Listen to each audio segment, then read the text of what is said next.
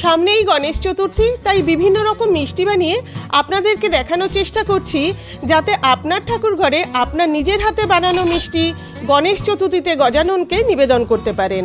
আজ বানাচ্ছি ক্ষীরের ল্যাংচা। নমস্কার, ওয়াচ অ্যাগেন উইথ পিয়ালি ব্লগে স্বাগত।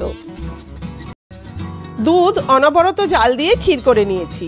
এবারে ক্ষীরের মধ্যে 2-4 চামচ ময়দা, 1 চিমটি বেকিং পাউডার ও বেকিং সোডা আর ঘি দিয়ে মেখে রেখে দিচ্ছি 10 মিনিট। চিনির রস জাল দিয়ে রাখছি। এবারে ক্ষীর থেকে ছোট ছোট লেচি করে ল্যাংচার আকারে গড়ে রাখছি।